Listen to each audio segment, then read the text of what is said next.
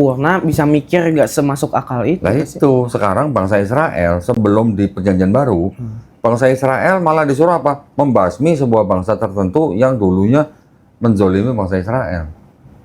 1 Samuel 15 ayat 3. Sekonyong-konyong tibalah satu ayat Tiba-tiba ada ayat kasihlah musuhmu. pertentangan. Nah itu. Oh. Ya, ini masalah kemanusiaan lah. Ya, kok bisa ajaran kasihlah musuhmu? Padahal kalau kita dijajah, masa kita mau diam aja? Itu maksudnya. Ada lagi nanti ajaran yang dianggap tulisan Paulus. Nah, Paulus tuh menarik. Setiap pemerintah itu adalah berasal dari Allah. Setuju nggak? Segala pemerintah berasal dari Allah. Setuju nggak? Oh, gimana tuh, jelasin coba. Enggak. Ada gambaran jelas gitu. Nih, nanti dulu ya, bentar.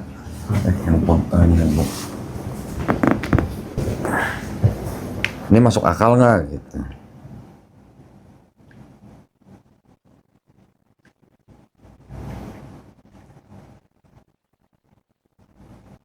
Betah nih saya di sini. Oh, kalau mau baca-baca nanti sebentar.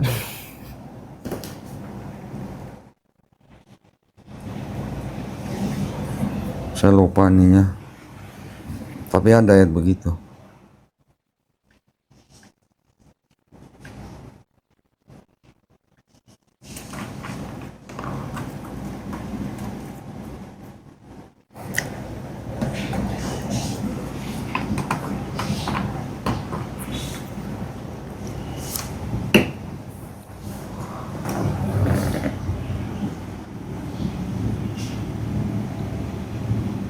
Ini ada di surat Roma. Roma dianggap tulisan Paulus. Ya. Roma kan tulisan Paulus dianggapnya.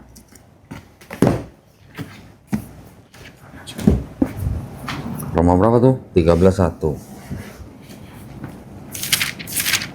Kita baca di sini, sama nggak di situ?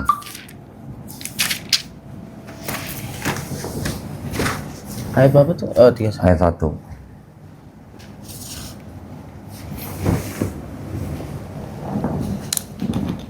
Nah, udah.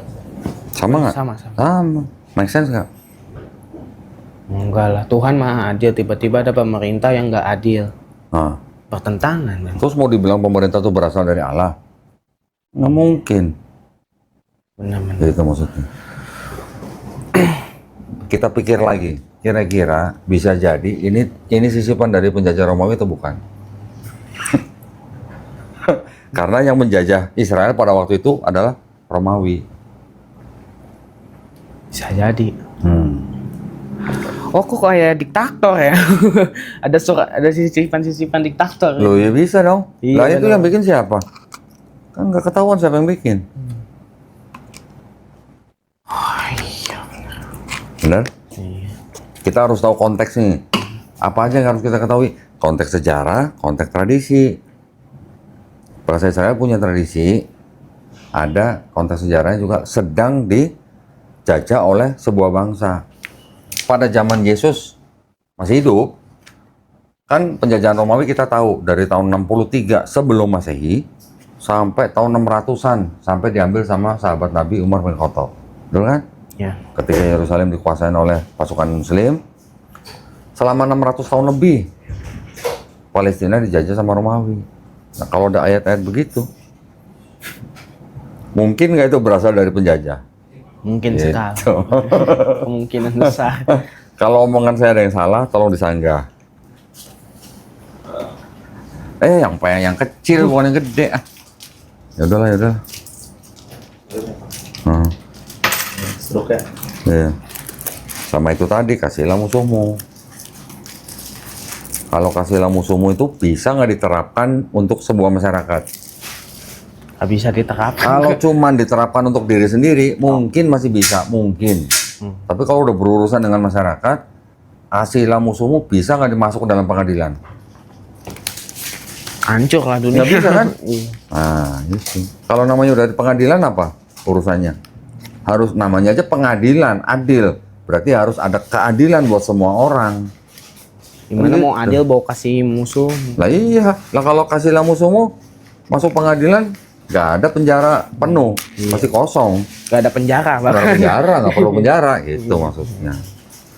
Paham ya? Gitu. Jadi saya ketika melihat kitabnya agama lain, saya nggak berani menghina, nggak. Tapi saya hanya menunjukkan ada ayat begini maksudnya gimana. Gitu. Yang mikir sendiri gitu. Ya, kita nggak membicarakan apa namanya.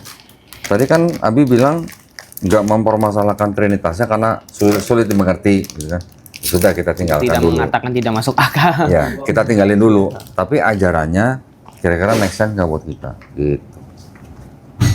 Yang dilakukan oleh gereja apa? Hanya melintir sini, melintir sana, melintir sini, melintir sana. Kalau ada masalah, kasih ke negara. Kalau dia dizolimi sama orang misalnya, perampok, dibunuh, segala macam, kan orang Kristen tetap cari keadilan. Cari keadilannya kemana? Ke negara, ke polisi. Ya kan? Itu urusan negara. Dibuang dari sini. Orang Kristennya tetap bilang, kasihlah musuhmu. Tapi musuh itu harus dihukum tetap. Ya hukum siapa? Negara. Kambing hitam. Ya kan? Berarti agama ini tidak bisa dipakai untuk sebuah negara atau masyarakat. Karena nggak mungkin masuk ke dalam pengadilan, kasihlah musuhmu.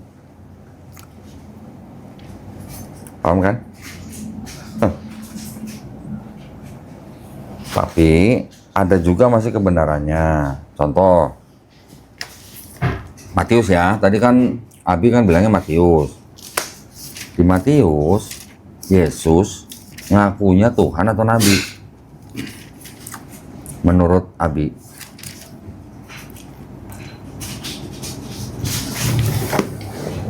Ini judulnya apa? Yesus ditolak di Nazaret. Terus Yesus bilang begini.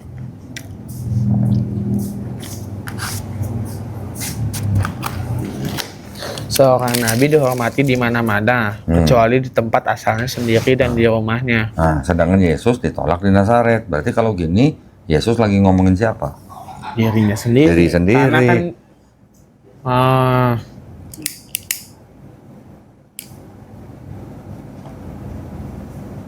Berarti Yesus lagi ngomongin siapa? dirinya Diri sendiri. Kalau Yesus ngomongin diri sendiri, berarti Yesus ngakunya nabi atau bukan? Seorang nabi. Nabi.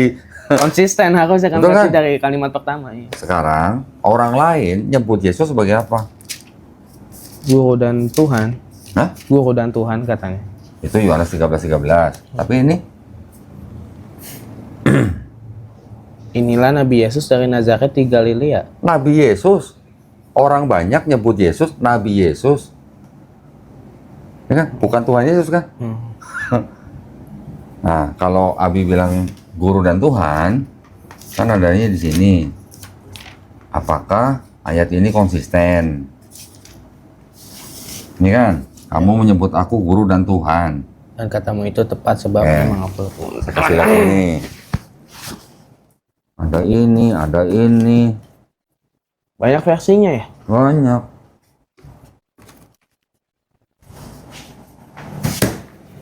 Coba sekarang di sini.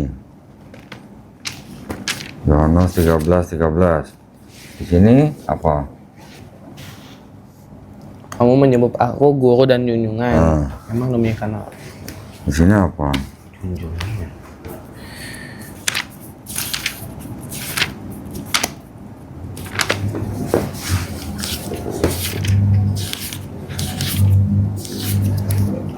Oh dan Tuhan, junjungan. Tuhan sama junjungan sama nggak? Enggak lah. Ini apa? Om manggil aku kawan dan Tuhan. Tuhan sama Tuhan sama nggak? Enggak. Kenapa bisa jadi ada yang Tuhan, ada yang junjungan, ada yang Tuhan? Kayak typo ya jatuhnya. Bukan typo, sengaja. Oh. Sengaja.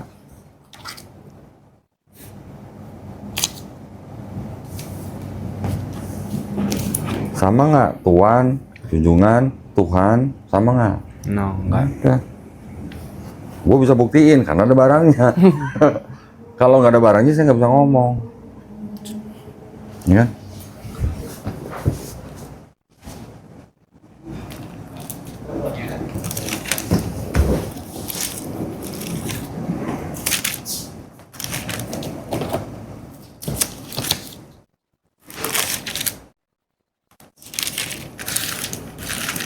68.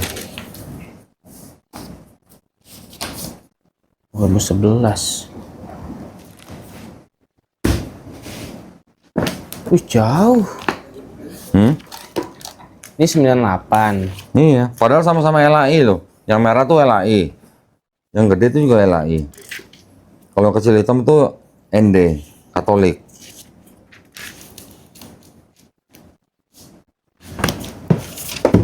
Kan Abi kan belajar Katolik kan? Ya. Ini kitab Katolik nih. Oh. Ya. Dari sini aja kita bisa ngelihat nih. Bisa diandelin nggak nih kitab ini gitu. Contohnya begini. Bisa dikit ya.